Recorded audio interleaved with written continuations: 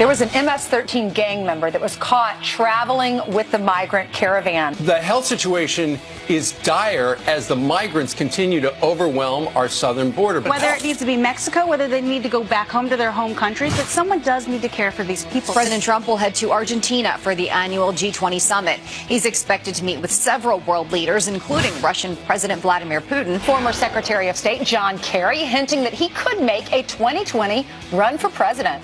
I'm not taking anything off the table. Yeah, I'm going to think about it. It's beginning to look a lot like Christmas. The President and First Lady taking part in the 96th annual National Christmas Tree Lighting. May this Christmas season bring peace to your hearts, cheer to your spirit, and joy to the world.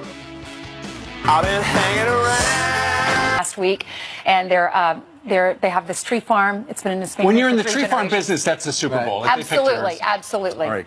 Beautiful And we'll see you tree tomorrow. in the Blue Room. All right. In the meantime. In the meantime, straight to this. It's a Fox News alert. Border agents arresting an MS-13 gang member traveling with the migrant caravan. This, as Fox News exclusively learns of some health risks some of those migrants are exhibiting in Tijuana. Griff Jenkins is live in Tijuana with the latest. Griff.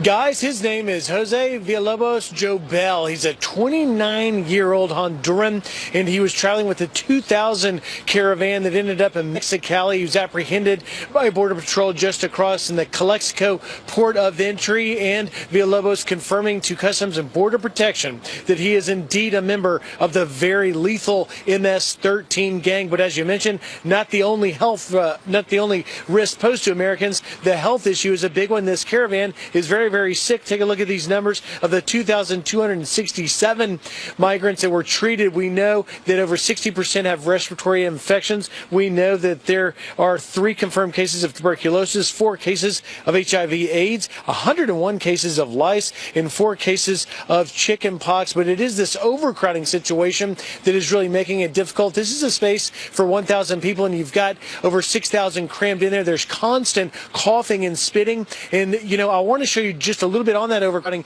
Beyond me is the actual major tent city. You see people that couldn't get in there overcrowded here. And I want to just show you this quick image. It's very difficult. It's raining. It's cold. It's wet with an already sick population. And there's 4 or 5 people sleeping underneath this truck. That's the best they can get. There's some reports of possibly moving this population to another location where they could have some shelter and more space. We'll find out if that happens later today. And it comes also amid reports with all of these problems. President Trump may be considering extending troop deployments along the border into January. Currently, we've got 5,900 active duty troops supporting CBP, along with 2,100 National Guard. Situation is very fluid. This population is very sick, guys. Hey, Griff, I keep hearing about them possibly begin to self-deport as the stadium becomes intolerable and it becomes clear that rushing the border last weekend was not a good move. Some people leaving. Have you seen people leaving?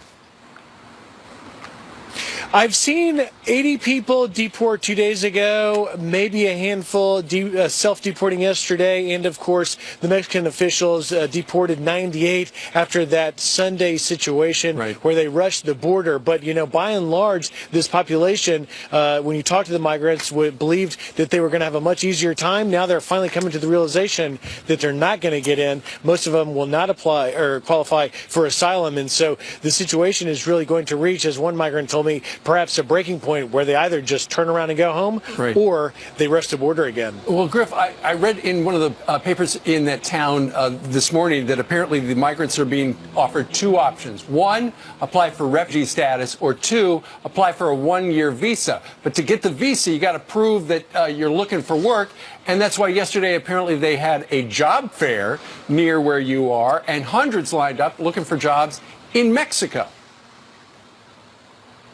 We did see, Steve, people with forms yesterday here inside the tent city with work applications, and the Mexican government is offering temporary employment and temporary asylum. The problem is the migrants didn't want that. They wanted to get to the United States, and really the officials here in Tijuana have a situation with an incoming new Mexican president. They're not entirely sure whether that administration is offering a longer-term deal, because to keep these migrants at a long time, for 4 months, 6 months, even longer, waiting to try and apply for asylum in this city is going to absolutely devastate their resources here, because it's costing them $30,000 to $40,000 a day, and they can't sustain it, and they have no federal funding, whether it's health or resources like tents and tarps and places to stay. So that's really the dynamic of the major problem they've got here in Tijuana. Hey, Griff, several things stick out. I want to know more information about this MS-13 guy that was arrested. I want you to tell us more information on that if you have it. And also, I think it was from one of your reports, I saw a guy say that they've lied to us. We started down in Central America. We came up. We feel like we've been lied to. Can you elaborate on that, too? Well, yeah, let me elaborate on the lying first. I've talked to a handful of migrants, one guy in particular, Marco Munoz, who's from Honduras. He's got a pretty credible claim for asylum because his daughter was forced to carry drugs, and he was then shot by a cartel. But he says when he talked to organizers in both Honduras as well as in southern Mexico, they were telling him all along, you're going to get there, it's going to be easy, they're going to get you a number, you'll quickly get across. Well, that's not the case, and so that is the source. The root of the frustration is that many of these migrants truly believed that when they got to this point in Tijuana, it was going to be easy and fast, and it's been anything but not. But as we also have seen from CBP, there is an element traveling using this caravan as cover. Jose Villalobos Jobel, 29 years old, had no bones about his identification as MS-13. We've seen along the way, back when I started in southern Mexico, we didn't air it. We've seen a few people with tattoos that would be perhaps resemblant to gang activity, but as we certainly have documented, many of these have a criminal past. And an interesting point yesterday that we had aired, and that is the delegate, Gennaro Moreno here, is worried. He says, listen, we want people if they want to work, and we'll give them temporary jobs, but if they have a criminal past, we don't want them to be here. They've got to go back home. All right. Griff Jenkins live in Tijuana, where it is raining. Griff, thank you very much. Thanks, Griff. And then you got those 4 guys sleeping under the truck. Apparently, another shelter is scheduled to open in that area tomorrow. So we know soon the lame duck section will be over, and the Democrats will be in charge of the House, and they'll have a little bit a higher mountain to climb in the Senate. So they believe with the power of the purse that they have in the House and the ability to investigate, which they obviously will exercise, they think they have the president over a barrel. For example, Adam Schiff said, those questions that Robert Mueller handed the president to answer in writing? I think I want a live interview. I want to see the president have to sit down with Robert Mueller one-on-one. Just give you an idea of how Adam Schiff will be aggressive. Right. However, the president is not going to sit there idly by. I don't know if you figured that out. Yeah. No, the president had an interview yesterday with the Post. It was an exclusive interview. And if you read the article, he talks about if they go after him and they start investigating and investigating and investigating, they will regret it. He says if they go down the presidential harassment track, if they want to go and harass the president and the administration, I think that would be the best thing that would happen to me. I'm a counterpuncher, and I will hit them so hard they've never been hit like that. Yeah, what he says is he could declassify that FISA warrant early on in the investigation and other documents that the Mueller team has. Remember, it was a couple of months ago the president had said, you know what, I'm going to declassify them. And then there was some talk about whether or not he should do that, and he decided to sit on them. Now he says he could unleash these essentially on the Democrats, and he says in the crosshairs, the FBI, the Department of Justice, the Hillary Rodham Clinton campaign, all work to set him up. He was advised by Emmett Flood, his attorney, why don't we sit on these and use them at a more politically expedient point rather than right now? And so apparently the president is just waiting to spring them on everybody when he needs them. It's going to be interesting to see, because yesterday I saw one of the interviews with a Democratic leader, and he was saying, we don't really plan on going down the impeachment road and doing that so much of an investigation, because if we don't have Nancy Pelosi in particular says, if we're not going to get 2/3 in the Senate, we believe it's too much of a risk to even pursue at this point. So let's see where that goes. I think the American people are so fed up with the prospect of investigations and nothing getting done and posturing that it could really blow up in everybody's face. Yep. I agree. All right, let's hand it over to Jillian, who has some more headlines for us. Hey, Jillian. That's right. Good morning. And we now know the names of the 3 U.S. Special Ops killed on the deadliest day in Afghanistan this year. Army Captain Andrew Ross, Army Sergeant First Class Eric Amond, and Air Force Staff Sergeant Dylan Elchin died after their vehicle hit a roadside bomb. 3 other American soldiers and a contractor were also hurt in the explosion in Ghazni, a city south of Kabul. 12 American heroes have died in Afghanistan this year. The Senate looking to cut U.S. military aid to Saudi Arabia for the war in Yemen. Lawmakers voting to pull financial support in light of the Trump administration's response to the murder of Saudi journalist Jamal Khashoggi. Saudi agents are accused of killing Khashoggi last month at the kingdom's consulate in Turkey. The Senate will vote again next week on taking further action against the country. In just hours, President Trump will head to Argentina for the annual G20 summit. He's expected to meet with several world leaders, including Russian President Vladimir Putin. Now, according to the Kremlin, they'll discuss anti-terrorism efforts, Syria, and North Korean denuclearization. President Trump will also hold talks with Chinese President Xi Jinping over the trade war. This is going to make your morning, I promise. A deployed soldier gets a warm welcome home, and it's a greeting of a lifetime.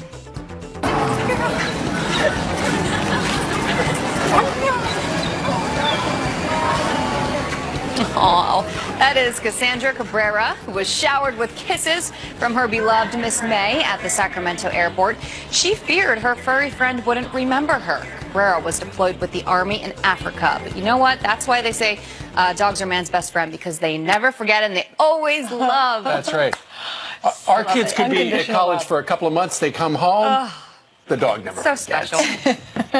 So Beautiful. sweet. All I right. love those stories. Thank you. All right, coming up on this Thursday, oil production is booming under President Trump, but guess who is taking the credit? Watch this.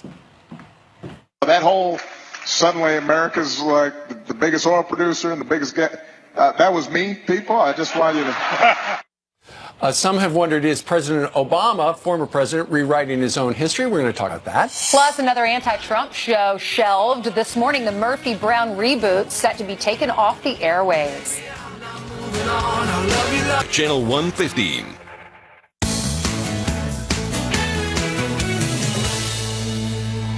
I know we're an oil country, and we need American energy, and by the way, American energy production. It went up every year I was president, and that whole suddenly America's like the biggest oil producer and the biggest that was me, people. I just want you to.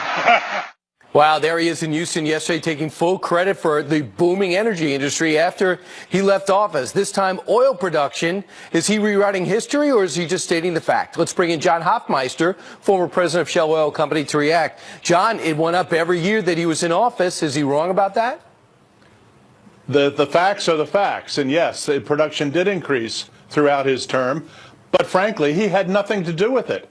This was production in states like Texas, Oklahoma, Pennsylvania, Ohio, Colorado, North Dakota in particular.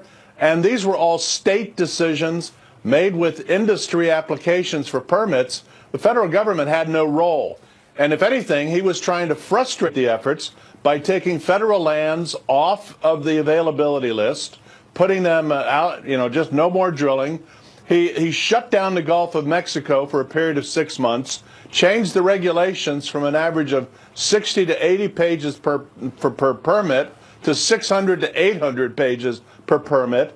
He also never approved the Keystone XL pipeline after dangling all the potential customers for 8 years. And it was in the 8th year when he said no Keystone pipeline. And so I would say that he was not a leader when it comes to energy, other than the Clean Air Act, or the Clean Power Plan, where he tried to remake the power generation industry without involving Congress, and the Paris Accords, again, without involving Congress. So he tried to do a lot, but it was not in the direction of the kind of energy that President Trump is working on. Beneficiary of fracking, too, correct? Absolutely. And fracking, of course, came online about the time that Obama became president, which, again, he had nothing to do with. And the Environmental Protection Agency did a number of studies and were able to demonstrate that fracking did not pollute local groundwater, and so we continue to frack. So, John, do you find it maddening that the numbers show it does increase and the president's taking full credit for it because in the big picture, you feel he absolutely got in the way? Well, he was mostly in the way when it came to any carbon-based fuel, but when it came to the actual facts of the matter, because there were areas beyond his jurisdiction, things got done. The industry and the states working together did a remarkable job, which continues to this day under Trump. And so he can take credit for all he wants, but whether people believe him or not, it depends upon, how much history do you really know versus how much history do you want to reinvent. So John Hofmeister was not on the stage in Houston, but he spoke back here this morning in New York. John, thanks so much. You bet. All right, straight ahead. President Trump has answered Robert Mueller's questions, but Democrats say it's still not enough. There really needs to be a live interview with the president because you need to be able to ask follow-up questions in real time. Jonathan Turley coming up next.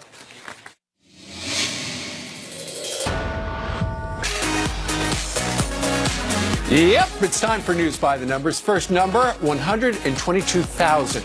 That's the number of Odyssey minivans Honda is recalling because the sliding doors can open while people are driving.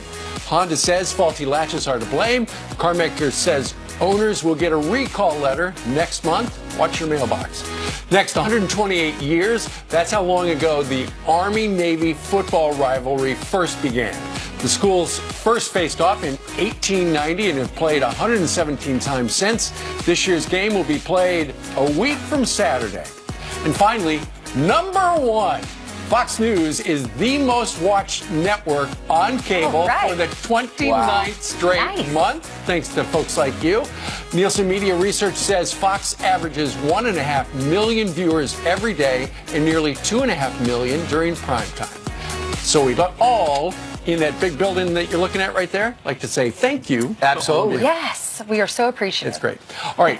In the meantime, President Trump answering those questions, apparently written questions from Robert Mueller in written form, but according to some Democrats, still not enough for them. There really needs to be a live interview with the president because you need to be able to ask follow-up questions in real time. Jonathan Turley is a constitutional law professor at George Washington University. He joins us now to weigh in. What do you think about that? Adam Schiff now says we need a live interview. Well, there's no question a live interview is better for prosecutors. It's better for Congress. The question is how you get there. The only way to do that would be to force the president through a subpoena, and that would trigger a court fight. That court fight could last quite a long time. Congress is really running out of runway to take off any serious investigation that they think might lead to something like impeachment. Right. That takes time. Yeah. When we look at what's going on now with this, with what we're seeing with all the president's men, Paul Manafort says, okay, his deal is off the table. Jerome Corsi says, I don't want a plea deal. And Roger Stone says, I know I'm about to be indicted. What do you think this means for the president? Well, it's hard to say. I think it was a very unfortunate move for the president to be talking about pardons with Paul Manafort. That certainly plays into the narrative for his opponents. But on the other hand, he's issued these written statements denying any knowledge from Stone about any contacts with WikiLeaks or information from WikiLeaks. He's also denied knowing about the Trump Tower meeting. Now, if he's lying, then he should be impeached and removed. But if he's not, if Mueller finds there's no such evidence, then this whole narrative becomes more difficult to hold together. Sort of like not having a corpus delicti. The question is, if he's obstructing justice, the question is why? I mean, if he wasn't involved in these decisions, didn't have knowledge of them. It doesn't mean it's impossible, but we're beginning to see this begin to get boiled down to some central questions, and those are true or false.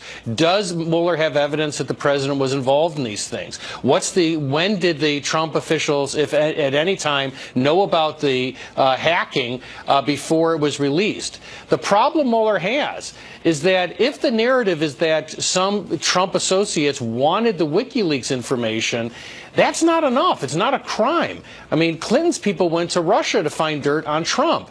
That happens in politics. So he's got to have some foundation for a criminal act to make this narrative plausible. All right. By the way, Jonathan, the president just tweeted moments ago, and it reads this. When will this illegal Joseph McCarthy-style witch hunt, one that has shattered so many innocent lives, ever end, or will it just go on forever after wasting more than $40 million? Is that possible? It is proven only one thing. There was no collusion with Russia. So ridiculous. Your observation about that? Well, you know, I've been a critic of the president's tweets. I don't think that these are helpful. I don't think they're helpful to his camp, his position or his team. And at points, you know, this rhetoric really sort of undermines all of our desire to reach a conclusion to this. The president is right. There isn't any evidence thus far of collusion reaching him or even reaching the tops of his campaign. But this investigation is going to be completed. And quite frankly, it's in the president's interest to have it completed, have these facts come out, if what he said in these written answers are true, that there isn't any evidence that he was involved in any collusion. Well, let's see. Maybe they're reaching the pinnacle of their investigation, and we'll all know about it soon. Jonathan, real quick, do you think it's almost over? I think it is. I think that Mueller is looking at the end of the year to try to wrap things up. It makes sense to issue at least one report before the year end. If he waits until Congress comes in, it looks like he's feeding material to the Democrats. So it'd be better for him to get out a report before the end of the year. There you go. All right. We'll see. Thank you, Jonathan. Thank you. You're welcome. 29 minutes after the top of the hour. This video is frightening. A bicyclist comes inches away from being hit by that train. How did he get there in the first place? Plus, an MS-13 member caught in the caravan, apparently, and Homeland Security says the problem is only going to get worse. San Diego Border Patrol Chief Rodney Scott here with reaction. Coming up next. It's frustrating when you can't see. Thanks, family. All right, meanwhile, straight ahead, a major health crisis emerging in the caravan. Thousands of migrants sick. Problems getting worse. We'll have reaction from Dr. Nicole Saphier in just a moment. Plus, it's a Christmas controversy. Why one town is forcing a homeowner to pay thousands of dollars for that, to keep his lights on. Well, what about the light bill? But first, happy birthday to Russell Wilson. The Seattle Seahawks quarterback turns 30 years old today. Happy birthday, Russell.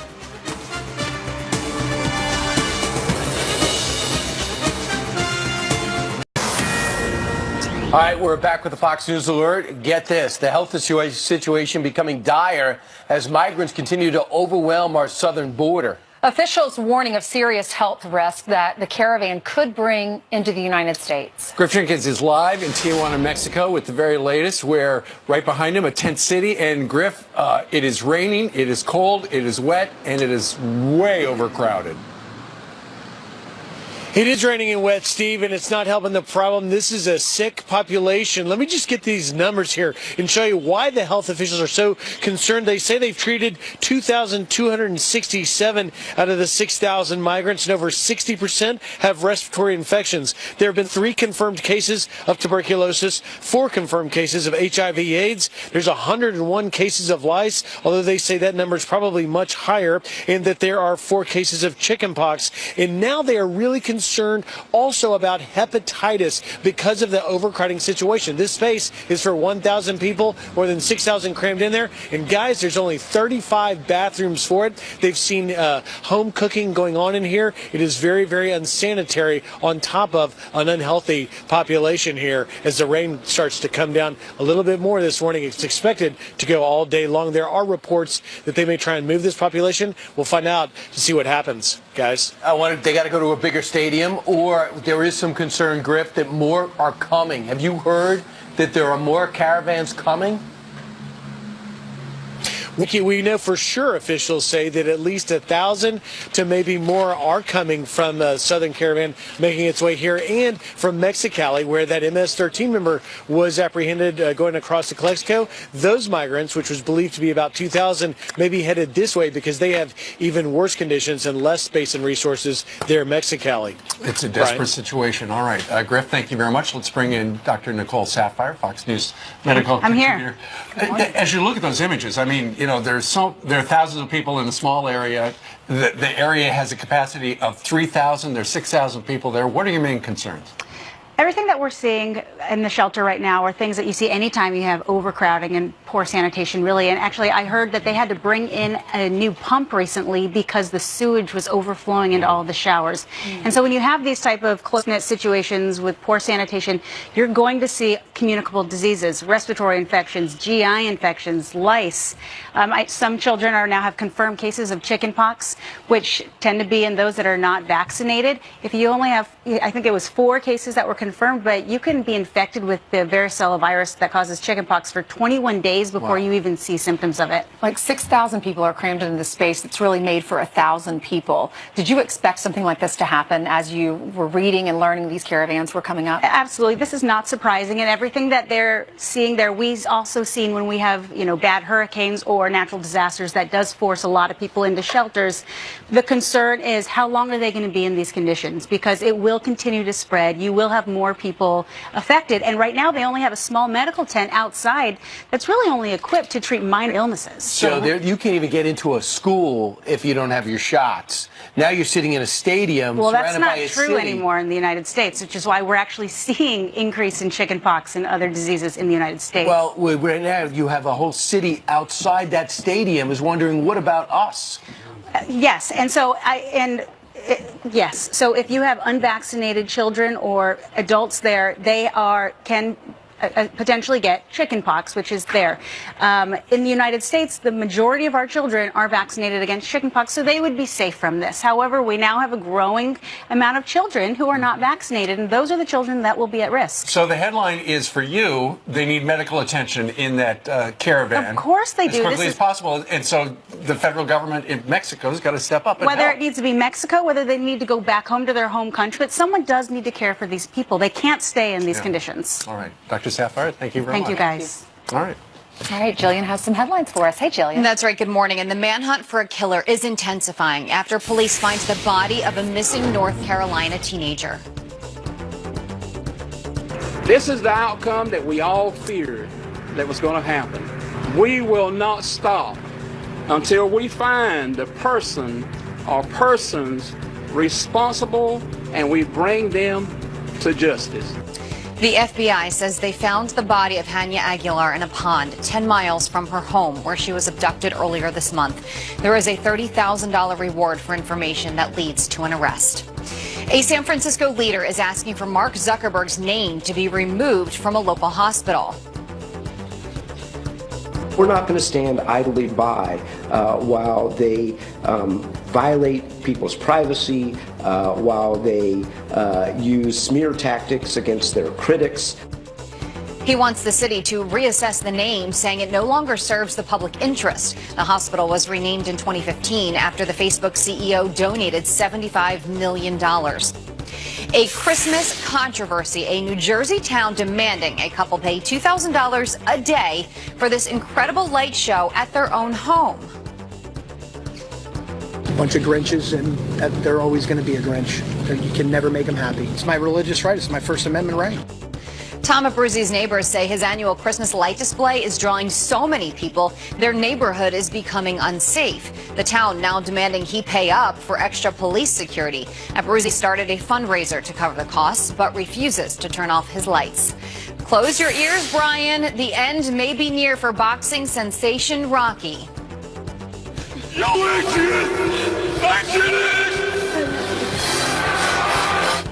Coming off the release of Creed 2, actor Sylvester Stallone posting in part on Instagram, quote, though it breaks my heart, sadly all things must pass and end. Rocky will never die because he lives on in you. Stallone first started playing Rocky Balboa in 1976. I'm just getting so choked up. Well, let me just tell you, Creed, I saw Creed 2. Yeah. He was great in Creed 2, Rocky. He owns a restaurant that doesn't stay open to watch sporting events, which is interesting. But he seems to be doing well. Yeah. I could see him coming back and just focusing on his life in the bar. Maybe he just wants to go out on top. If this Creed 2 is a good movie, maybe it's time. I've done it all. I'm going to step out of the ring. So you said at the beginning of the show you're going to leave. Right. If Rocky leaves, you would not be able to conclude the show. If Rocky Into does in fact hibernation. leave, I will also leave boxing. Have you done the art museum steps in Philly? No, I haven't. We had haven't yet? John Roberts did it live on this show. Right. Have you awesome. done it? Yes, I've done it too. It's Yeah. too bad that people run up the library steps and then turn back down. That's the sad part. No one ever goes to the library anymore. We just go to the statue and we turn around. Yeah. It's not a library. It's an art museum. It's an art it is? museum. Okay. Besides, when he ran up, there was no Rocky statue. Now Rocky's waiting for you. Right. All right. Meanwhile, 20 minutes before the top of the hour, and Janice Dean, it is chilly outside, and that's why you're jumping. Exactly. I would be out of breath going up those steps for sure. You know what? We have a winter storm that is going to cross the East Coast this weekend, and here are your current temperatures. It's 40, but it feels colder than that because it's windy and you've got that wind chill. It's cool across the Midwest, the Great Lakes. That's where we're seeing some snow shower activity, but the bigger storm system is starting to form across the West, and this is going to give the West a lot of heavy rainfall, which means across the burn areas, flash flooding, debris flows, and we could see feet of snow across the Sierra Nevada mountains. So this is our system that's going to bring the energy across the central U.S.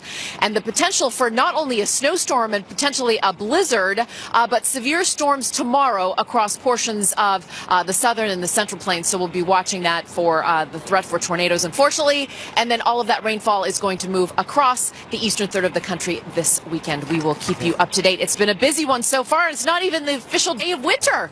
I know. Back inside. Still November. All right, JD, thank you. You got it. It's not really the cold. It's the wind that kills you. It's very breezy Right. today. Yeah. It's no one's. It's only cold outdoors. Right. No, not necessarily true. All right. Meanwhile, President Trump says he will not take a pardon for Paul Manafort off the table. What does that mean? We're going to talk to Judge Napolitano about that next. The judge has been really busy during this administration, and we're getting a sneak peek at the hottest trucks of the future.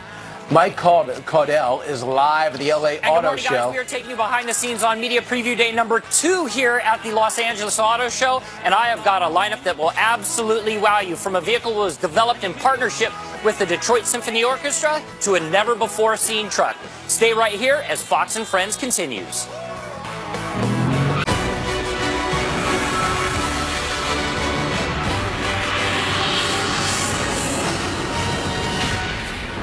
Former Trump campaign chairman Paul Manafort currently facing at least 10 years in prison. But according to the president, a pardon is not necessarily out of the question. In an interview with the New York Post yesterday, the president says, quote, "It was never discussed, a pardon, but I wouldn't take it off the table." Why would I take it off the table? All right, Judge Napolitano, why would he take it off the table? He's just answering a question honestly. All of a sudden, Democrats are throwing their hands up in the air and saying, this is obstruction, promising a pardon. Well, and the Democrats' theory by the president saying that he's manipulating Manafort's communications with Mueller, I think that's a real serious stretch. First of all, the president's pardon power is absolute, and he can decide to pardon anybody. But just for federal crimes. Why do I say that? I reread, this is after Kilmeade sent it to me, I reread the 175-page plea agreement he entered into with Bob Mueller and approved by a federal judge back in September. At the same time, he pleaded guilty to the federal crimes for which Mueller's grand juries had indicted him. He also pleaded guilty to as yet uncharged state crimes in New Jersey, New York, and California. And the president can't pardon. And the president can't pardon for that. This was from Mueller's perspective, a brilliant move. From Manafort's perspective, it was a take it or leave it, and he took it. So if the president did pardon him, what would that mean? That would mean just the federal charges would be dropped, and so he would have to, what, serve a lesser sentence? He would serve no time in the federal prison. For the federal prison, but in state he Well, would. he hasn't been charged, but I think he would be charged immediately, would be indicted immediately by a grand jury sitting in those states, because the guilty plea in federal court in September was an admission to the commission of these federal crimes, which are in the field of bank fraud. Judge, we have heard from a number of top Republicans that the president has no intention of firing Robert Mueller. And yet on the floor of the Senate yesterday, there was a bipartisan move between Cory Booker and also Jeff Flake to try to come up with a bill to protect Robert Mueller. We've got a soundbite from Senator Mike Lee. Watch this. We cannot convert an office like this one, an office like the previously existing Office of Independent Counsel, without creating a de facto fourth branch of government, fundamentally undermining the principle of separation of powers that is so core to our liberty And on that basis, Madam President, I object. That is the constitutional conscience of the Senate, Senator Mike Lee. I fully agree with him. I also agree with Senator McConnell. This is a solution in search of a problem. First of all, the president can only fire Bob Mueller for misconduct in office. He can't fire him because he doesn't like who he indicted. Right. And even if he did fire him, that would not undo the indictments or the prosecutions that have begun. But Senator Lee's argument is, if you sort of institutionalize this office and make it very, very difficult for anybody to regulate it, what is it? What branch of the government is it in? If it's in the executive branch, they work for the president. If it's in the legislative branch, they work for Congress. You've got this thing as almost a fourth branch of the government. You can only do that by amending the Constitution. Jeff Flake is trying to go out relevant, so he's going to hold up all nominations because he won't vote for this, and therefore Grassley pulled it back out of pulled out all these judges out of committee. There are a lot of judges, very, very good lawyers who are ready to be confirmed, whose confirmations now will not happen until January. Right, real quick, Corsi, Stone, and the president interacting. They are indications that and there's insinuations that they might have been talking about the WikiLeaks document dump before it happened. So the easiest crime for the government to prove is conspiracy, because it's just an agreement. The thing agreed to doesn't actually have to have happened. So Mueller's theory is probably that there was an agreement amongst Trump and others to get information from the Russians to Julian Assange, hacking Hillary out into the public. And if there was an agreement, he would argue to a jury that violates the federal laws, which permits agreeing with foreign nationals, Assange and the Russians, to receive something of value to the campaign. Sure. Corsi. How do we know that? Because we saw the proposed guilty plea that they gave to Jerome Corsi, which he rejected, and then sent to the media. Right, and all those names mentioned, all denied. All right, Judge, thank you very much. Thank you, pleasure, guys. So much a lot more to come, as you know. You should get a big bonus during the Trump years. Please tell the second floor. All right.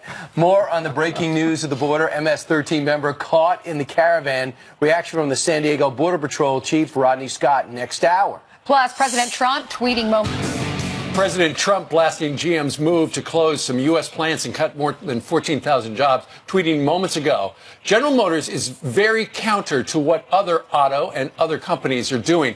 Big Steel is opening and renovating plants all over the country.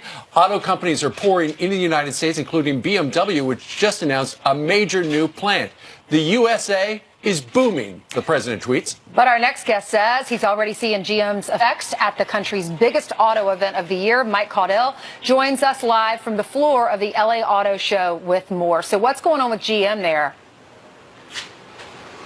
Yeah, guys, well, I'll tell you right now, it's kind of a little somber here in the General Motors booth across my way over the shoulder. Cadillac, of course, they're going to be dropping 2 product lines. On Monday, they announced that they're going to be doing away with 6 product lines within the General Motors brand, right? So 6 passenger cars. We've talked about the trend in the industry being the fact that everyone's moving to sport utilities and trucks, and that's an indication of where the market is going, and Cadillac and General Motors as a whole are trying to right the direction that they're going with those vehicles. What about the fact that the CEO is not in attendance? That's rare, right? Yeah, guys. So, I mean, I think the other thing here to really take into consideration at the auto show is the fact that Mary Barra is not here. And that's definitely an indication as well. That's definitely an indication as well as to what's happening in the industry as a whole. I don't think they want to address any press conferences or press releases, or they don't want to be doing any interviews here at the auto show. I think they want to lay low. Reality is for General Motors that they are trying to do a market correction with their product lineup right now that's out there in the marketplace. All right. All right, show us some cars. Guys, let me get to a couple different vehicles while we're here at the auto show. This is one of the biggest pieces of news we have. This is the Lincoln Aviator, and I've got to tell you all right now, this vehicle is one of the showstoppers. It's incredibly sporty. It will come with a 3.5-liter V6 twin turbocharged engine under the hood, and that is a lot with electrified performance as well. Hyundai showcasing their all-new Palisade here at the show, but that is one of the biggest vehicles at the show. It's the all-new Gladiator by Jeep, and that is a combination of the Ram 1500 truck and a Jeep combined together as one. It's the ultimate off-road vehicle. Jeep and Ram customers have been asking for a vehicle that comes together as one. Yesterday, biggest news at the show, the Hyundai Palisade being launched here at the auto show. This is their flagship sport utility vehicle. The design looks fantastic. 5 SUVs in the market. They are definitely doing big things. They will have 7 SUVs in the market by next year. One more vehicle for you. It's the BMW X7 here at the auto show. New design, 4.4 inline V6 under the hood. New design, great pricing, available for consumers early next year. So much news.